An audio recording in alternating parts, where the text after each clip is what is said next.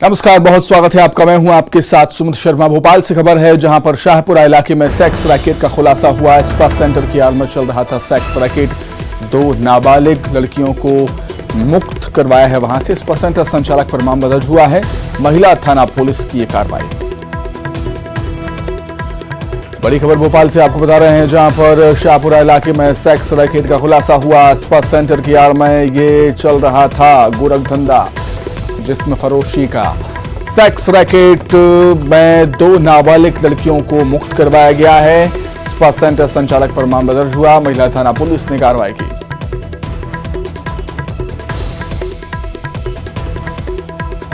राजधानी भोपाल से खबर, शाहपुरा इलाके में सेक्स रैकेट का खुलासा हुआ। स्पा सेंटर की आड़ में चल रहा था सेक्स रैकेट। 2 नाबालिग लड़कियों को मुक्त करवाया है पुलिस ने। स्पा सेंटर संचालक पर मामला दर्ज किया है। महिला थाना पुलिस ने कार्रवाई की।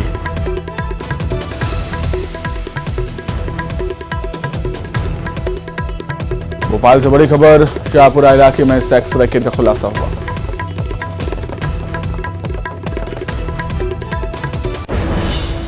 खबर इंदौर से है। इंदौर के सदर बाजार क्षेत्र में पोस्टर लगा है। पोस्टर में लिखा है, ठहरो रुको समझो मेरी शहजादी।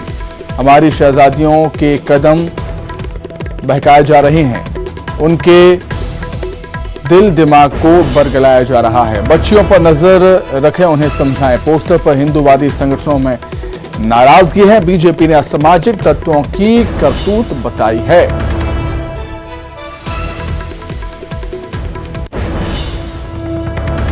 खबर इंदौर से, के खिलाफ जो इनके लव जिहाद की साजिश चल रही है, उसको छिपाना और हिंदू समाज को बदनाम करना कि हिंदू समाज भी हमारे साथ कोई हरकत कर रहा है इस तरीके की। बाकी ऐसी कोई घटना अभी तक इंदौर में देखने में नहीं आई कि जिसमें मुस्लिम लड़कियों के साथ किसी हिंदू ने धोखाधड़ी, नाम छिपा के, धर्म छिपा के कोई हरकत करी। हाँ, मुस्लिम लड़कियां जरूर आकर्षित है हिंदू समाज से, क्योंकि उनको यहाँ पर त्यौहार, उत्सव सब कुछ मिलता है, सम्मान मिलता है। न 10-10, 12-12 बच्चे पैदा करना पड़ते हैं। तो हिंदू, मुस्लिम लड़कियां हिंदू से आकर्षित है और कहीं ना कहीं एक डर है, और दूसरा हिंदू समाज को बदनाम करना।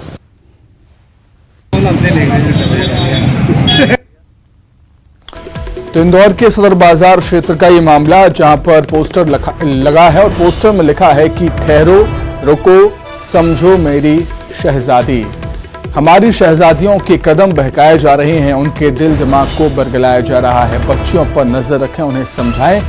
पोस्टर पर, ये जो पोस्टर है उस पर हिंदूवादी संगठनों ने नाराजगी जाहिर की है और बीजेपी ने इसे असामाजिक तत्वों की करतूत बताया है।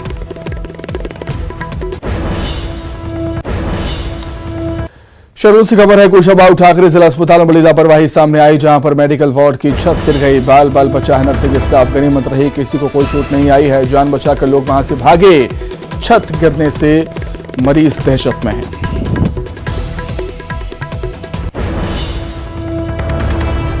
तो शहडोल के कुशाभाऊ ठाकरे जिला अस्पताल का मामला, जहां पर मेडिकल वार्ड की छत का प्लास्टर गिरा है, छत गिर गई है। बाल बच गया है। नर्सिंग स्टाफ गनीमत ये रही, किसी को चोट नहीं आई और अपनी जान बचाकर लोग वहां से भागे हैं। छत गिरने से अब मरीज दहशत में हैं। जो मरीज हॉस्पिटल में एडमिट हैं वो डरे हुए हैं, दहशत में हैं इस घटना के बाद।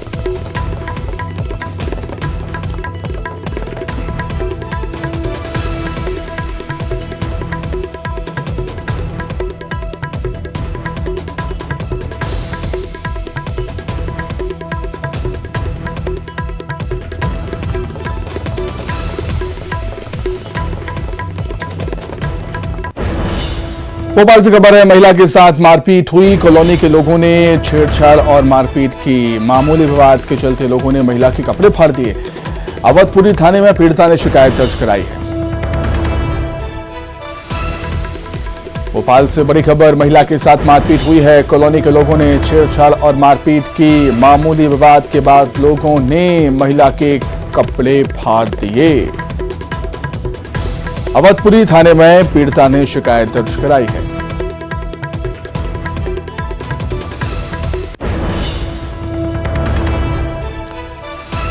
भोपाल से खबर, जहां पर महिला के साथ मारपीट हुई। कॉलोनी के लोगों ने छेड़छाड़ और मारपीट की।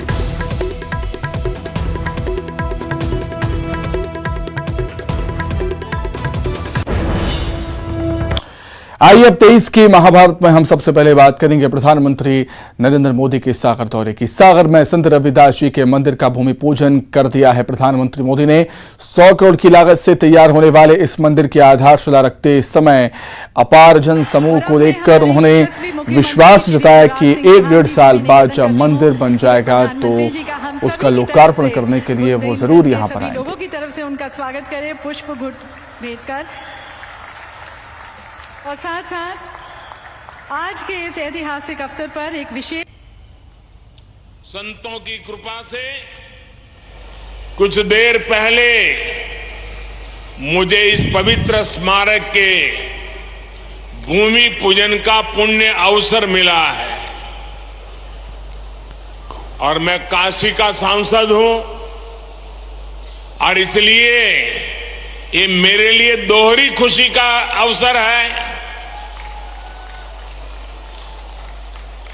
और पूज्य संत रविदास जी के आशीर्वाद से मैं विश्वास से कहता हूं कि आज मैंने शिलान्यास किया है, 1-1.5 साल के बाद मंदिर बन जाएगा तो लोकार्पण के लिए भी मैं जरूर आऊंगा।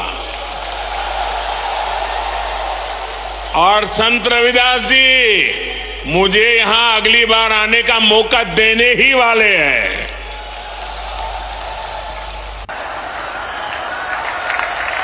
बहुत बहुत धन्यवाद, आभार माननीय प्रधानमंत्री जी हमें यह सौगात देने का। और अब मैं हमारे यशस्वी मुख्यमंत्री श्री शिवराज सिंह चौहान जी से भी निवेदन करती हूं कि वे तो सागर में प्रधानमंत्री नरेंद्र मोदी ने संत रविदास जी के मंदिर का भूमि पूजन कर दिया है। 100 करोड़ की लागत से करीब 11 एकड़ में मंदिर परिसर पूरा बनकर तैयार होगा और इस मंदिर की आधारशिला रखते समय अपार जन समूह को देखते हुए प्रधानमंत्री मोदी ने विश्वास जताया है कि 1-1.5 साल बाद जब ये मंदिर प्रांगण पूरा बनकर तैयार हो जाएगा तो उसका लोकार्पण करने के लिए भी वो जरूर फिर से दोबारा सागर यहीं पर आएंगे।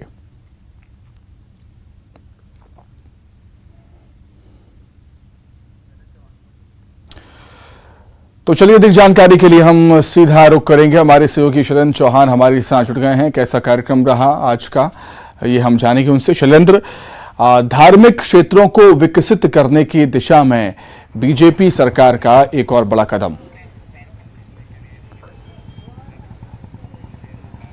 जी प्रशांत, देखिए अभी पीएम नरेंद्र मोदी ने आज जिस संत रविदास मंदिर की आधारशिला रखी है तो एक तो बड़ी बात है कि जब उन्होंने संबोधन में अपने बात कही तो उन्होंने इतना आत्मविश्वास बताया। उन्होंने कहा कि मैं आज इस संत रविदास मंदिर की आधारशिला के लिए आज इसके भूमि पूजन के लिए आया और 1-1.5 साल बाद जब ये मंदिर बनेगा तब मैं इसके शिलान्यास या लोकार्पण के लिए भी आऊंगा। तो ये बात साफ है कि पीएम नरेंद्र मोदी आज बहुत ही आत्मविश्वास में थे और उन्होंने जिस तरह आज बात कही उसमें एक सोशल इंजीनियरिंग भी एक बड़ी बात देखने में आई। आज पीएम नरेंद्र मोदी न केवल दलितों को लेकर बोले बल्कि उन्होंने आज एक बड़ी बात ये कही है कि दलित, आदिवासी और पिछड़ा इन तीनों का नाम लेकर एक सोशल इंजीनियरिंग की बात कही कि तीनों वर्ग जो है इनकी परंपरा का निर्वहन किया जा रहा है, इनके संतों को सम्मान दिया जा रहा है। उन्होंने टंटिया भील का नाम लिया, उन्होंने रानी गोंड का नाम लिया। तो ये सब जो देश की महान धरोहर थी,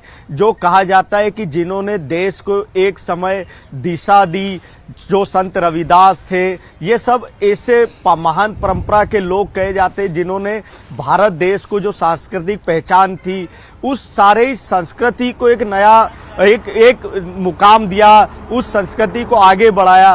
तो उसी बात को आज पीएम नरेंद्र मोदी ने आज सारा इस बातों से जोड़कर कहा कि भारत किस तरह उस परंपरा को और यही सरकार किस तरह से बड़े काम कर रही है, इस बात को भी बताया।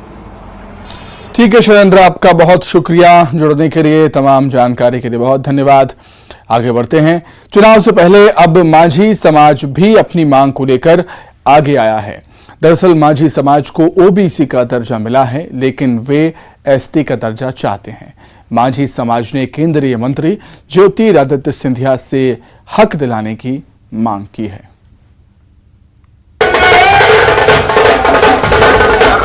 विशेष इंडिया परिवार की शुरुआत हुई है मेरे भाइयों। केंद्रीय मंत्री ज्योतिरादित्य सिंधिया पर ग्वालियर चंबल अंचल की बड़ी जिम्मेदारी है। यही कारण है कि वो इस अंचल में लगातार दौरे कर रहे हैं और हर समाज के साथ बैठक कर उन्हें अपने साथ चलने के लिए प्रेरित भी कर रहे हैं। बीते 2 महीने में ग्वालियर चंबल में सिंधिया 2 दर्जन से अधिक सामाजिक और धार्मिक सम्मेलनों में शिरकत कर चुके हैं। जिस भी समाज में वो जा रहे हैं वो समाज सिंधिया को अपनी मांगों को लेकर एक लंबी लिस्ट सौंप रहा है। सिंधिया मांझी समाज के कार्यक्रम में शामिल हुए, जहां समाज ने सिंधिया से अपनी मांगों को मनवाने की चेतावनी दी है। मध्य प्रदेश में मांझी समाज अपनी सभी उपजातियों के लिए एसटी का दर्जा चाहता है। 47 में देश आज़ाद हुआ तो 49-50 के अंदर जो सर्वे रिपोर्ट थी मध्य प्रदेश की, मध्य प्रदेश सर्वे रिपोर्ट के अंदर साफ साफ था कि भोई, माझी, ढीवर, निषाद 5 जातियां माझी के साथ जुड़ी हुई थी। पर 50 का गजट हुआ तो मैं एक जाति रह गई और उसकी जो रिपोर्ट है उसका साफ साफ लिखा है ये जातियाँ एक है। उसको लेकर 84 में जब पिछड़ा वर्ग आयोग बना उसमें पिछड़े वर्ग में हमारी जातियाँ डाल दी गई, जिस कारण माझी जाति का तो जो माझी लिखा है उसको तो मानते, भोई, ढीवर, कार, केवट को पिछड़ा वर्ग के होने के कारण उसको पिछड़ा वर्ग की जाति मानते हुए परेशान किया जा रहा है। तो हम चाहते हैं पिछड़ा वर्ग से वो जातियाँ 12 नंबर पर जो डली हुई हैं उनको अगर विलोपित हो जाती है तो 1949-50 में कोर्ट से जुड़ी हुई है। मांझी समाज के पदाधिकारियों ने मंच से कहा कि बीजेपी सरकार ने 2003, 8 और 2013 में अपने चुनावी घोषणा पत्र में लिखा था कि अगर हम सत्ता में आते हैं तो मांझी जाति की उपजातियों को अनुसूचित जनजाति में शामिल करने के लिए भारत सरकार से अनुशंसा करेंगे, लेकिन ऐसा नहीं हुआ। मांझी समाज ने सरकार को अल्टीमेटम दिया तो सिंधिया ने मांझी समाज से अपना 4 पीढ़ियों का रिश्ता बता दिया। सिंधिया ने कहा कि मांझी समाज के विकास के लिए हमारी बीजेपी सरकार संकल्पित है। आज मातम समाज का बहुत भव्य कार्यक्रम है और इस बात की मुझे बड़ी खुशी है कि एक जागरूकता मातम समाज और केवट समाज और निषाद और कश्यप समाज की मेरी महिलाओं में, इतनी बड़ी तादाद में मेरी महिलाएं आई हैं। मैं कृतज्ञ हूँ और ये विश्वास हम दिलाते हैं कि ये समाज की प्रगति और विकास, ग्वालियर की प्रगति और विकास के लिए संकल्पित होकर एक नया सपने का ग्वालियर बसाने का कार्य भारतीय जनता पार्टी की सरकार में, डबल इंजन की सरकार, केंद्र और राज्य दोनों मिलकर की शुरुआत हो चुकी है और उस सपना पूरा होने तक जी जान लगाने के लिए मैं संकल्पित हूं। मांझी मछुआ समाज, जिसमें कहार, भोई, दीमर, केवट, नाविक, मल्लाह, निषाद, सिंगराह, सिंघरोड़े, रायकवार शामिल हैं। इनका पैतृक रूप से जातिगत व्यवसाय मछली पालन है। ये समाज आर्थिक और शैक्षणिक रूप से कमजोर है। यही कारण है कि विधानसभा चुनाव को देखते हुए अपनी मांगों को लेकर धार देना शुरू कर दिया है इस समाज ने। सुशील कौशिक, न्यूज़ 18 ग्वालियर।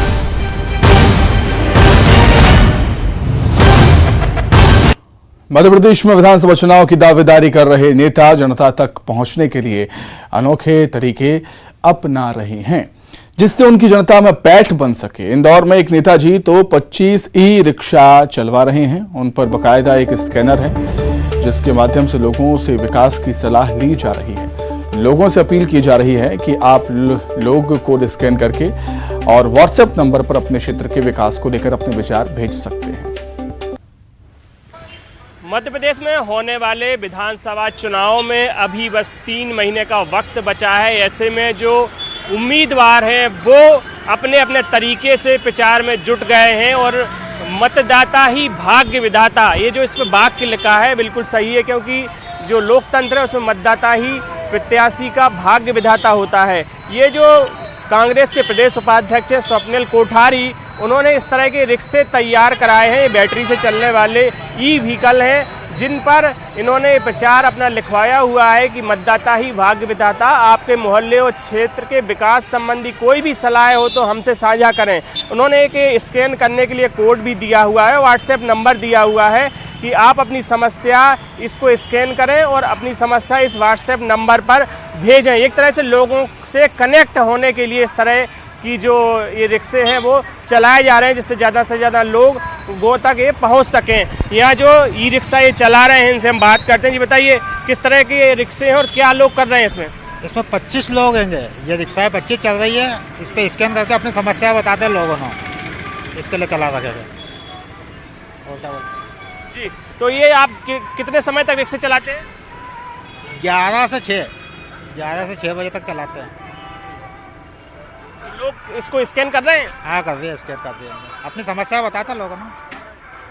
तो देखिए, ये जो प्रचार का तरीका है कुछ अनोखा है। हालांकि अभी ना तो प्रत्याशी तय हुए हैं, ना उम्मीदवार कोई तय हुए हैं, लेकिन इंदौर की 5 नंबर विधानसभा क्षेत्र में ऐसे 25 ई रिक्शा हैं, वो चल रहे हैं और लोग इन पर अपनी समस्याएं बता रहे हैं। कैमरामैन संजय बुआ के साथ अरुण त्रिवेदी, न्यूज़ 18 इंदौर। इसी के साथ ही 23 की महाभारत में फिलहाल इतना ही। नमस्कार।